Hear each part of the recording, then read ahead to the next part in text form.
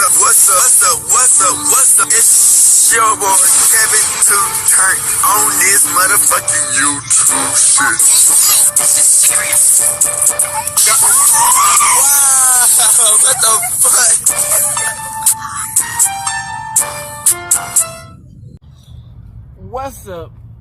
fuck? What's up?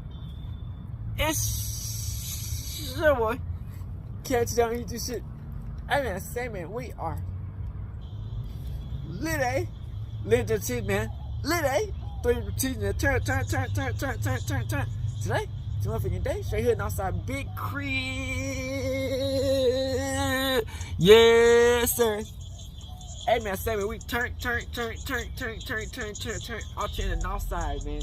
You know what I'm saying? They want your boy outside, but we outside.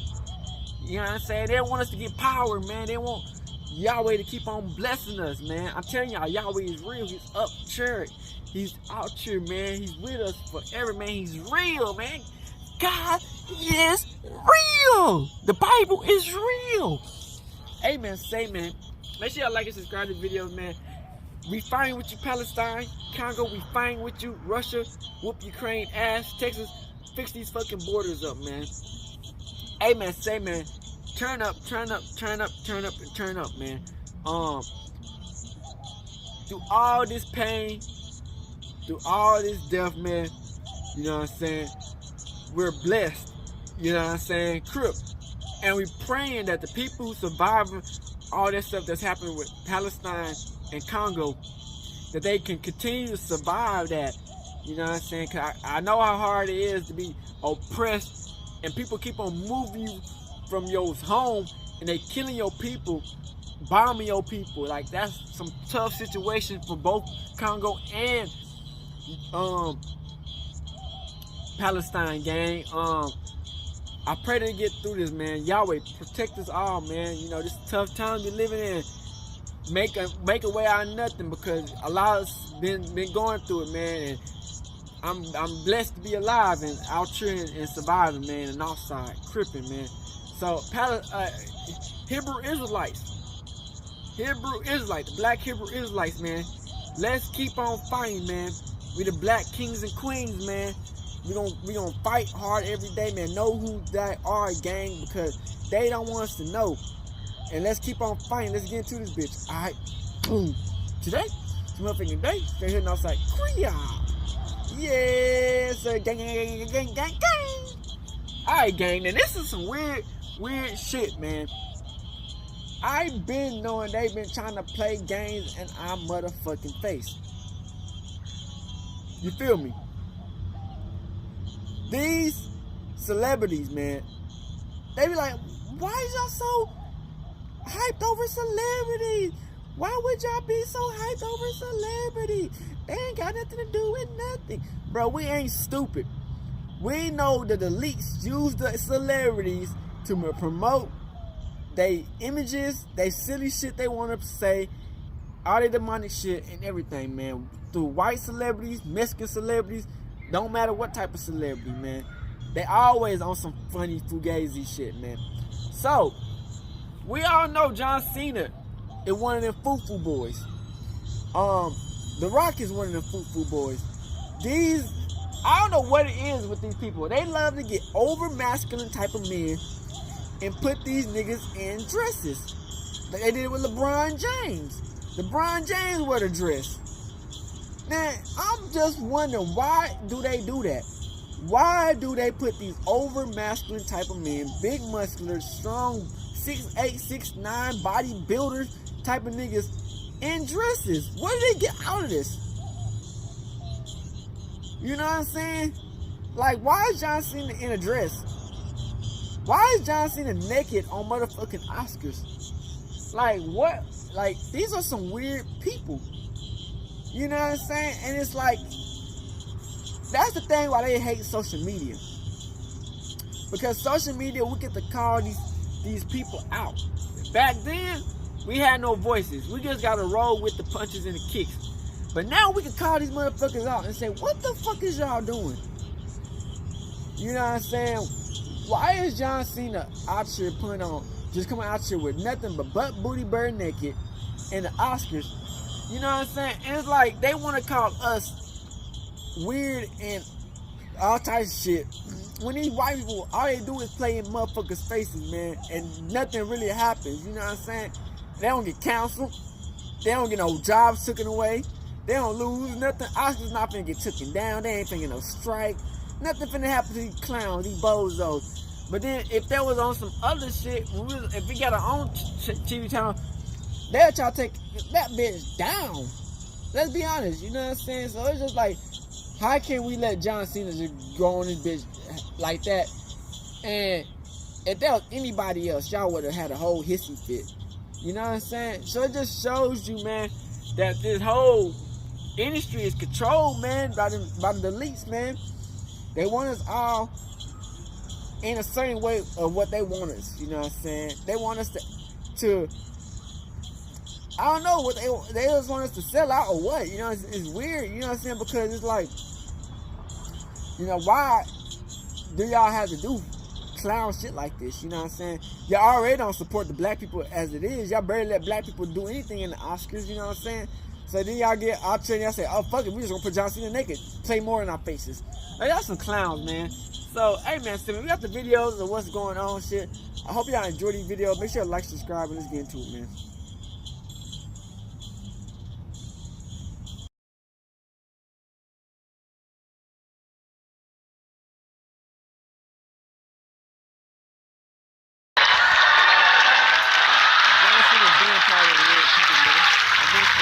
I need him full before I attack him.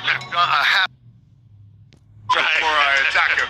Half John Cena isn't the guy who I want to attack at that moment. I can't open the envelope without The Oscars just keep ramping up the drama year after year. Remember when Chris Isaac planted a surprise kiss on Cameron Diaz during a live moment?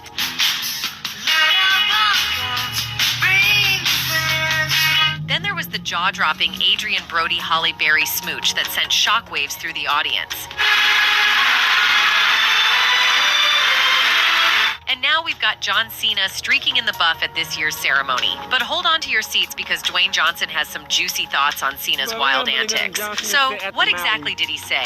Dwayne. The Rock Johnson met his Hollywood counterpart and WWE mate John Cena backstage at the 96th Oscar ceremony at the Dolby Theater in Los Angeles. However, Cena wasn't in his regular formal dress, but was draped in a toga. That was to execute his half act on the stage while presenting the Best Costume Award for the night. John Cena's act garnered huge uproar from the fans, and it spread like wildfire on the internet. And now, The Rock has himself spoken out about his interaction with Cena the previous day. On Monday night's edition of Jimmy Kimmel Live, Kimmel told The Rock that he missed out on a chance to attack Cena. The Rock replied, Half John Cena isn't the guy who I want to attack.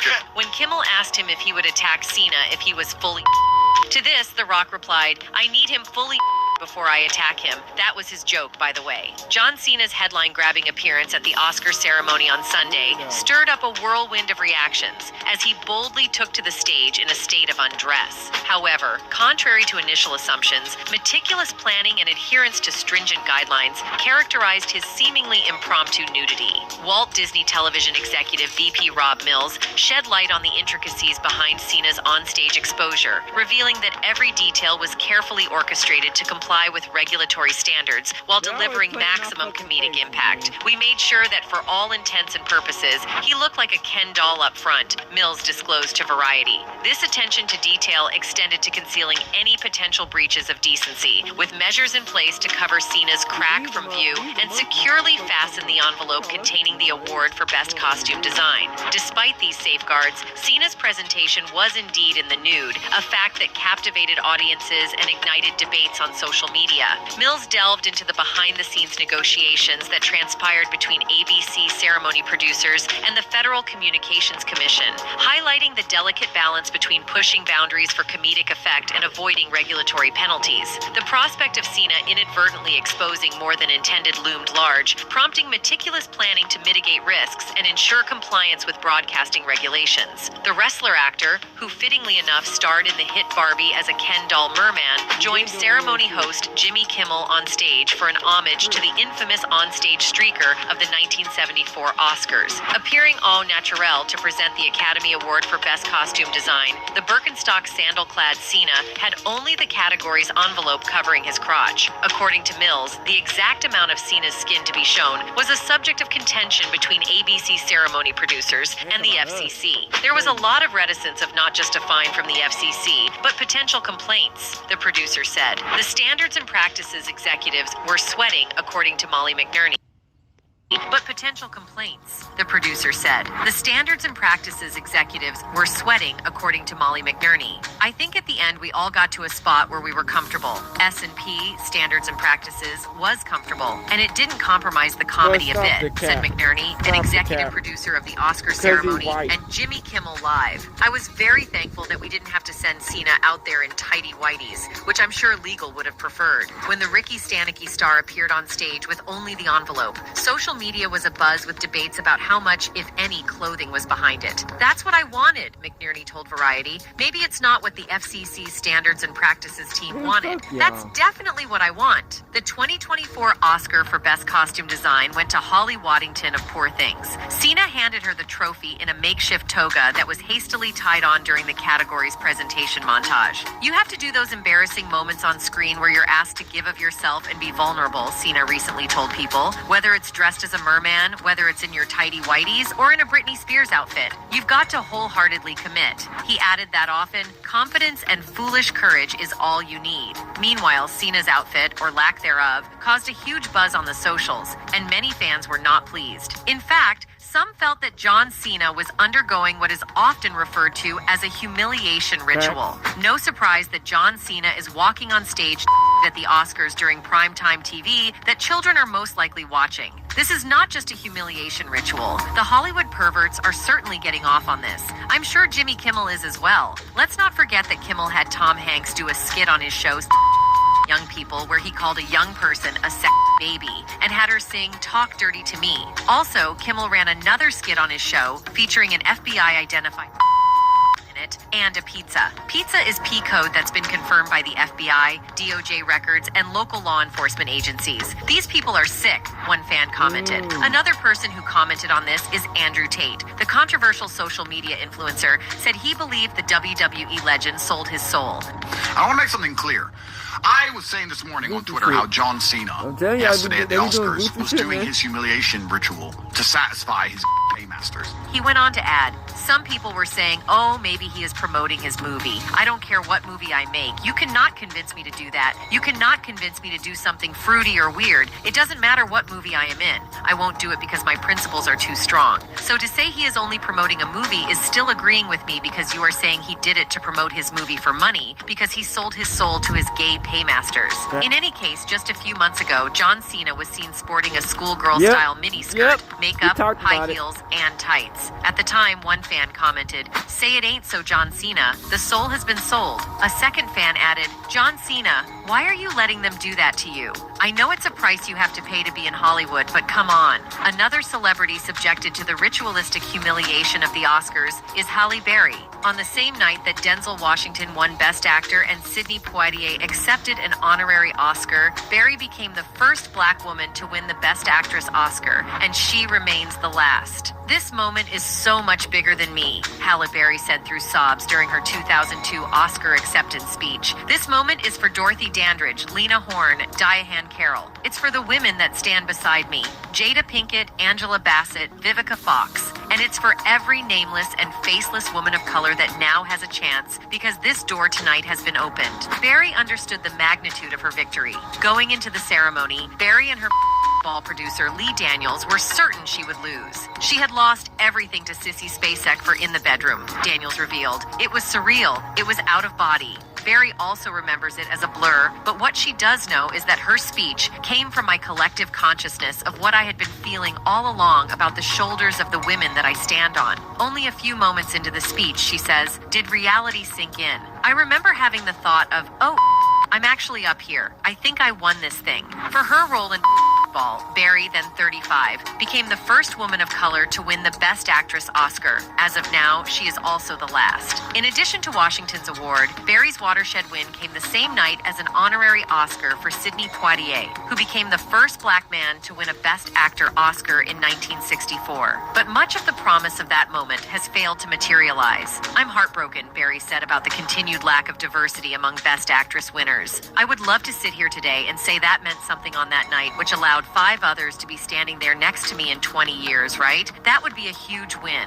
Now, aside from grieving about the lack of diversity in the ceremony, Barry also faced an unprecedented assault. You see, during the same ceremony, Adrien Brody won the Best Actor Oscar for his role in The Pianist, a film based on the life of Jewish composer Ladislaus Spielmann in a post-World War II era. Brody was 29 that year, making him the youngest man to win the Best Actor category, a record no actor has surpassed. Brody's obvious elation was apparent in his acceptance speech. I haven't really written a speech because every time I wrote a speech for the past one of these things, I didn't win, Brody began. What I do know, though, is that I've never felt this much love and encouragement from my peers and from people I admire and from complete strangers, and it means a great deal to me. Unfortunately, Brody's 2003 Oscar win is also memorable for a totally entirely different reason, one that would never fly today. Upon arriving on stage, Brody embraced Barry, then swiftly locked lips with the actor. Afterward, Barry looked visibly shocked and quickly descended into awkward laughter. The kiss was met with enthusiastic applause from the celebrity-filled audience. However, the disastrous Oscars moment obviously hasn't aged well.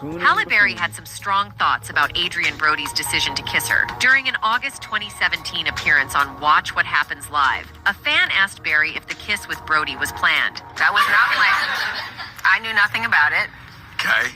Can I say it for real? Yeah. I was like, what the f*** is happening? She continued to add, because I was there the year before, I know that feeling of being out of your body. I just effing went with it. Referencing her 2002 Oscar win for Best Actress, the first win for a black female actor. But I was like, what the F is going on right now? After Andy Cohen inquired how the kiss was, Barry again replied, I don't know. I was too focused on what the F was going on. I don't even know. Ironically, Adrien Brody doesn't seem to regret kissing Halle Berry. In 2015, Brody spoke with Vanity Fair and reflected on the infamous moment. That was probably one of the most memorable moments ever, said Brody. You could say time slowed down. That was that moment where I really felt it slow down. In fact, it must have, because by the time I got finished kissing Halle and people kind of settled in, they were already flashing the sign to say, get off the stage, your time is up. Brody continued, it's amazing to have the presence of mind to be able to convey the things I wanted to share, because it is an enormous amount of pressure. In addition to enduring public scrutiny and humiliation to achieve A-list celebrity status, some actors must also grapple with what is commonly referred to as the Oscar curse, a pervasive superstition suggesting that winning an Academy Award can precipitate a decline in both career and personal life. This phenomenon has particularly been associated with recipients of the Best Actress category, with a prevailing belief that it disproportionately affects women. The notion of the Oscar curse has persisted for decades, supported by a myriad of instances purportedly demonstrating its validity.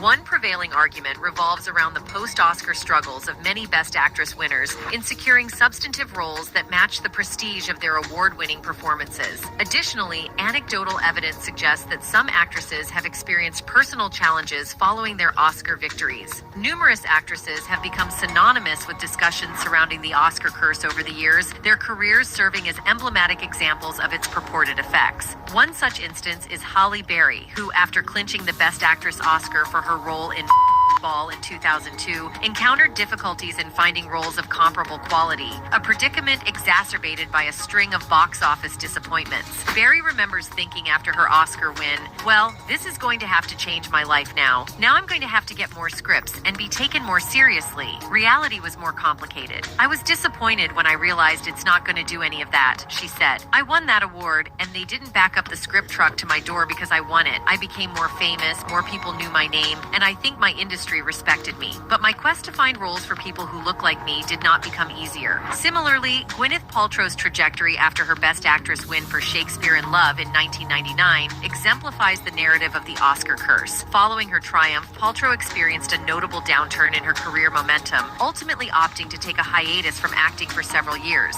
Renee Zellweger, despite winning the Best Supporting Actress Oscar for Cold Mountain in 2004, encountered her own professional challenges, enduring a period of stagnation before reclaiming the spotlight with her critically acclaimed portrayal in Judy in 2019. Charlize Theron's experience echoes the struggles faced by many Oscar winners, as her Best Actress win for in 2004 failed to translate into continued success. Despite her undeniable talent, Theron grappled with the pressure of living up to the critical and commercial acclaim of her award-winning performance. What's more, several winning performances by Black actresses have been decried for perpetuating old stereotypes. Among the multiple stereotypes of Black women portrayed in American cinema, the most well-known ones are probably the Jezebel, an innately promiscuous and predatory woman who cannot control her S-impulses, the Sapphire, the sassy and neck-rolling angry Black woman, and the Mammy, the archetypal Black female stereotype in Hollywood, famously played by Hattie McDaniel herself. While these performances were convincing and powerful, they all insert themselves into a narrative of Black pain that is all too often seen in American cinema. Yep. But what is potentially the most problematic aspect of Black actresses' relationship with the Oscars is that winning, in many cases, has not always benefited their careers in Hollywood. In any case, it is not just female actresses who have fallen victim to the shady underbelly of Hollywood. For starters, we have comedian Cat Williams, who doubled down on how his industry peer, Jamie Foxx,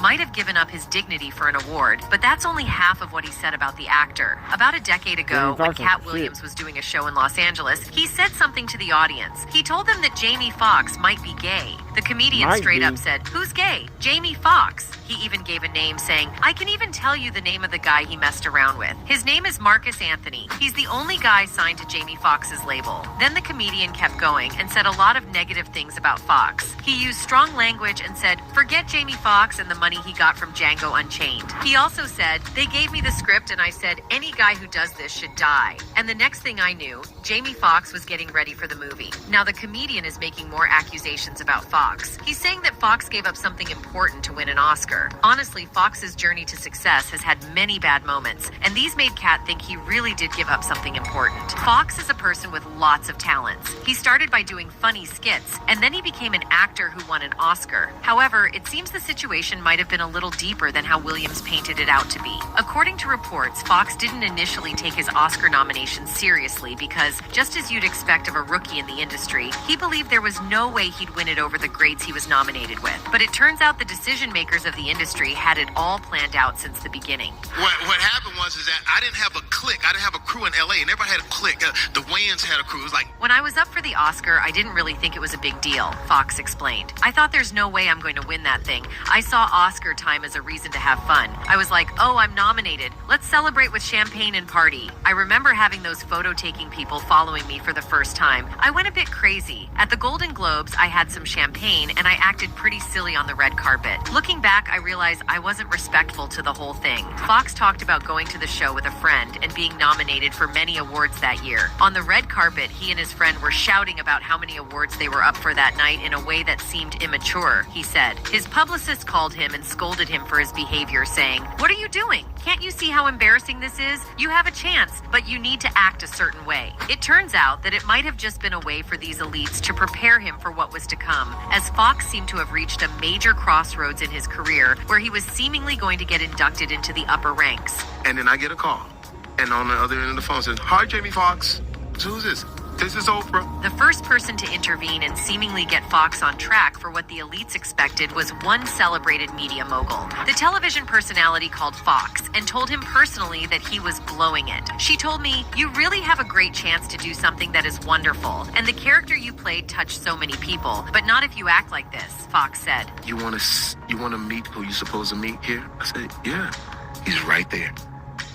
And it was Sidney Poitier. The big boss in media seemingly had a plan. She asked Fox to come to a party at Quincy Jones's house. Fox said he got to meet a bunch of actors and actresses he admired when he was young. They all said good things about his work and congratulated him. But the boss lady brought Fox to the party so he could meet one person especially, Sidney Poitier. Standing in a tuxedo in the corner was Sidney Poitier, Fox said. I walked up to him and he said, I watched your performance and I grew 2 inches. I leave you with one thing, responsibility. From that point on, Jamie continued to land all the major awards and became significantly more successful. The moment he started to have a change of heart, he became the subject of a SEAL misconduct investigation. And when he managed to scale through that, he landed in the hospital. Tells you that there's almost no one these can't get to. And just like in Fox's case, these industry elites also tried to ruin a couple of other actors who wanted to turn their backs on them. And one of those was Cuba Gooding. Gooding's story is a bit different from what we're used to seeing with famous people. The big shots in Hollywood not only made him lose popularity, but also messed up his life beyond the glamorous world. But it's not just them. He also had a part in his own downfall. Around the late 1990s and early 2000s, Cuba Gooding was a big deal in Hollywood. He got attention from being on TV shows like Hill Street Blues and MacGyver. Then he landed a major movie role in John Singleton's first movie, Boys and the Hood, which became really famous.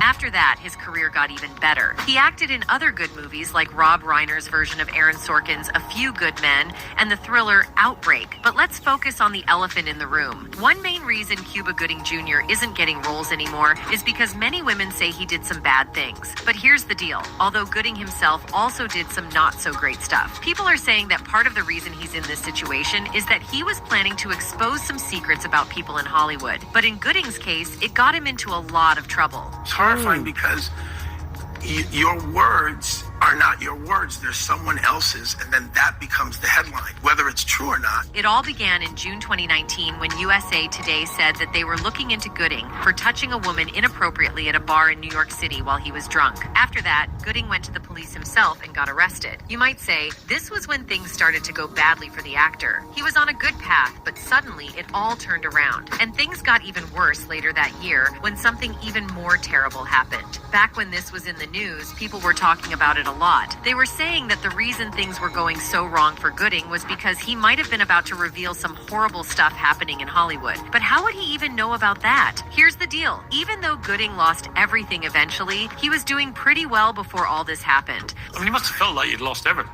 right? Yeah, well, it's more than that. Besides acting in several successful movies that made a lot of money, Gooding also won an Oscar. Getting that award meant he could ask for a lot more money for his roles, and he could also choose whichever movies he wanted to be in. He became one of the top people in Hollywood, and he enjoyed that success. So it adds up that being part of the most special group in Hollywood gave him access to lots of people and let him see things that happen behind the scenes. It seems like he might have found out more than he could handle. While he wanted to shine a light on what was happening in the industry, the powerful people seem to have stopped him in his tracks. But it's possible that Gooding also made some bad choices that helped the important folks cancel him. It's just one of those aspects of being someone in the spotlight. You can't stand on stage with an award over your head and accept that, but not accept it. It seems he wanted to expose them because they pretty much ruined his career. Gooding himself talked about it and thinks the industry was trying to hurt him. He says that some white actors who did worse things than him got away with it and are still doing well. He also said the only reason his situation was different was because he didn't let them control him. All in all, with all the humiliation and rituals going around in Hollywood, it seems that no up-and-coming actor will manage to navigate Hollywood and fame without conforming to the demands by the powers that be. Anyway, that's it for this video, folks. Bye. Alright, back. So y'all see from that video, man, that's weird, man. You know what I'm saying? It been time after time where we seen celebrities, you know what I'm saying, get used. You feel me? It's like they put these celebrities in these positions just to get used, and when they get done using them, they get rid of them. It's like, we can't keep on doing that to people, man. You know what I'm saying? You don't know what they do that to people's psyches. You know what I'm saying? You on top of the world, and then these people try to play in your faces. Then you do what they want you to do, and they still hold you over. You know what I'm saying? It's like, bro, when you know I know as a little kid, a lot of people did not think that the industry was gonna be like this. You know what I'm saying? The people who's in it anyway. They didn't think they was gonna be like this. I already know it, bro. Ain't no damn way in hell. They think that they had to put on a dress just to fit in the Oscars.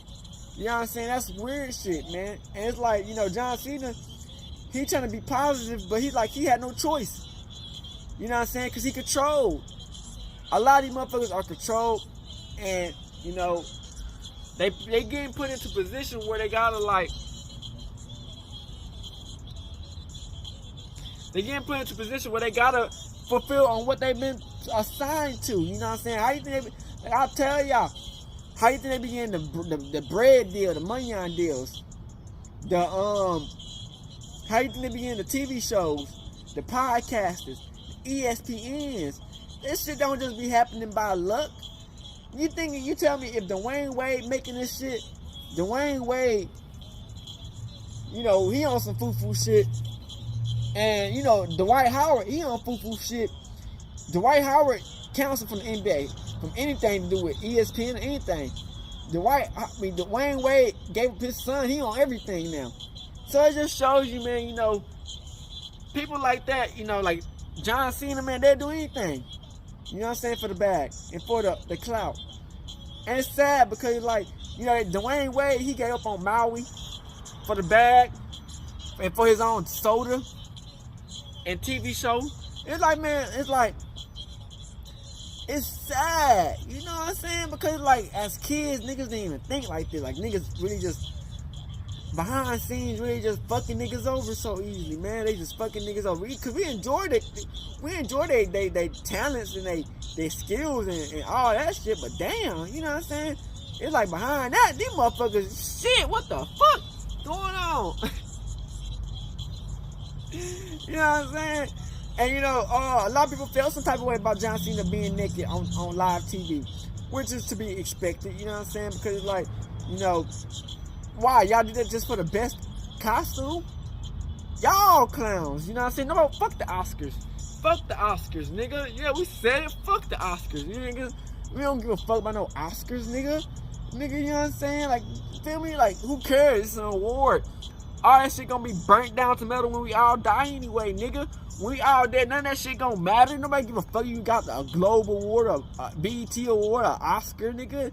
Nobody give a fuck about none of that shit, nigga. That's peon shit, nigga. You know what I'm saying? Niggas ready to risk their whole fucking everything for a little bitty ass, weak ass award, nigga.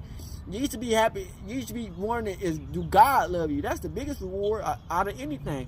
But you know how these people are, man. They materialistic, man. They let the world control how they feel and what they do in life. When you let the money on control you, you'll take anything. You know what I'm saying? But if you let the money on control your life, the awards control your life, the clout control your life.